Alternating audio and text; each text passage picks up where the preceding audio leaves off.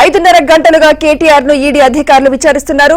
Formula E car race కేసులో FEMA act నిబంధనల ఉల్లంఘన, A2గా ఉన్న అరవింద్ కుమార్, A3 బిఎల్ఎన్ రెడ్డి స్టేట్మెంట్స్ ను కేటీఆర్ ఎదుట ఉంచి ఈడీ ప్రశ్నించినట్టు తెలుస్తోంది. ఆర్థిక లావాదేవీలు, ఆర్బీఐ నిబంధనల అతిక్రమణపై ఈడీ అధికారులు కూపీలాగుతున్నారు. అలాగే విదేశీ అకౌంట్లకు నగదు బదిలీపై కూడా ఈడీ ఆరా తీస్తున్నట్టు తెలుస్తోంది. సీజన్ 9 కోసం చెల్లించిన నిధుల గురించి ఈడీ వివరాలు సేకరిస్తున్నట్టు తెలుస్తోంది.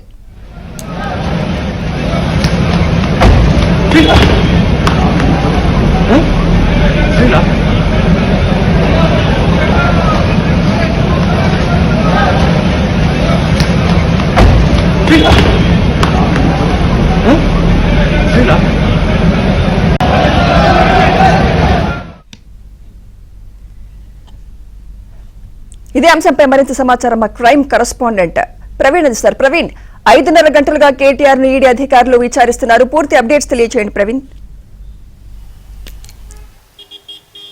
ఫార్ములా ఈ కార్ రేసింగ్ కేసులో ఉదయం నుంచి కూడా కేటీఆర్ ను ప్రశ్నిస్తున్నటువంటి పరిస్థితి కనపడుతుంది. దాదాపు 5.5 గంటల నుంచి 6 గంటల వరకు కూడా ఇప్పటికే కేటీఆర్ ను కూడా ప్రశ్నిస్తున్నటువంటి పరిస్థితి కనపడుతుంది. ఈరోజు సాయంత్రం 6-7 గంటల వరకు కూడా విచారణ జరిపి స్టేట్మెంట్ రికార్డ్ చేసేటువంటి అవకాశం ఉంటుంది.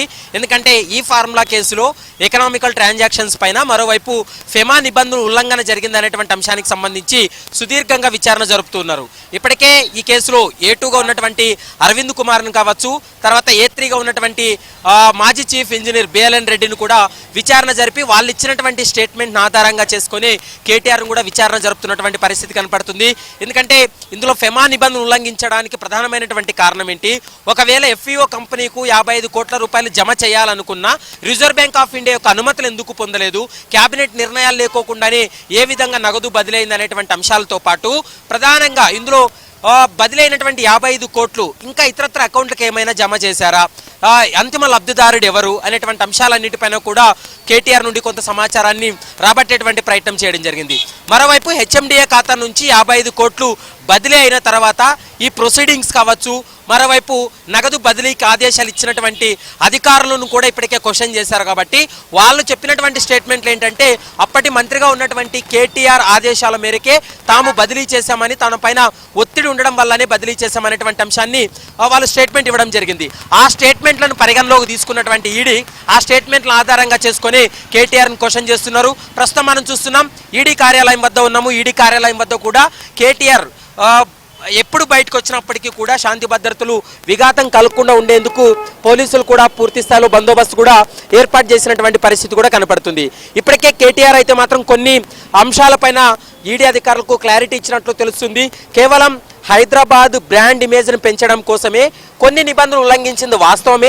బ్రాండ్ ఇమేజ్ను పెంచడం కోసమే త్వరితగతిన ఈ ఫార్ములాను నిర్వహించాలనేటువంటి ఉద్దేశంతో ఆ కంపెనీకి 55 కోట్ల రూపాయలు బదిలీ చేశామని, ఇందులో తన పాత్ర ఏమీ లేదు, కేవలం అధికారులే మొత్తం కూడా ఈ వ్యవహారం చూస్తారు. కాబట్టి కేవలం తాను మంత్రిగా ఉన్నప్పుడు బాధ్యత మాత్రమే ఉంటుంది తప్ప మౌఖిక ఆదేశాలు ఉంటాయి తప్ప ఎక్కడా కూడా ఆన్ రికార్డులో తన పేరు లేదనేటువంటి అంశాన్ని చెప్పడం జరిగింది. తన పైన నమోదైనటువంటి సెక్షన్స్ కూడా సరైనటువంటి సెక్షన్స్ కాదు. ఇందులో ఎక్కడా కూడా ఫెమా నిబంధనలు ఉల్లంఘన జరిగిందనేది తన వల్ల ఫెమా నిబంధనలు ఉల్లంఘన జరగలేదు. కేవలం అధికారులు ఏదైనా తప్పిదం చేస్తుంటే అధికారులను ఇందులో ఇన్వాల్వ్ చేయాలి, కానీ తన పైన నమోదైనటువంటి కేసు కూడా సరైనటువంటి అంశం కాదనేది ఈడీతో కూడా కేటీఆర్ చెప్పినట్లు మనకు సమాచారం అందుతుంది. మరోవైపు ఈడీ అధికారులు అయితే మాత్రం 55 కోట్ల రూపాయలు బదిలీ వెనుక మీ హస్తం ఉంది, మీ పాత్ర ఉంది, మీ ఆదేశాల మేరకే అధికారులు ప్రొసీడింగ్స్ పూర్తి చేసి 55 కోట్లు రిలీజ్ చేశారు. కాబట్టి మీ పాత్ర లేకపోవడం అనేది కాదు అనేది ప్రస్తుతం ఈడీ కూడా చెప్తున్నటువంటి మాట.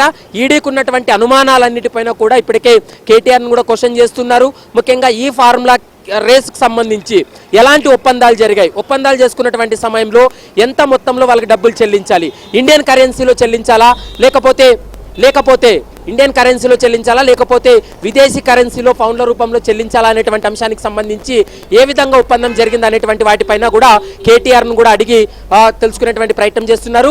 ఇక 2-3 గంటల్లో విచారణ ముగుస్తుంది. విచారణ ముగిసిన తర్వాత కేటీఆర్ వెళ్ళిపోయేటువంటి అవకాశం ఉంటుంది. మరోసారి అవసరం అనుకుంటే విచారణకు రావాలని కూడా ఆదేశించేటువంటి అవకాశం అయితే స్పష్టంగా కనపడుతుంది.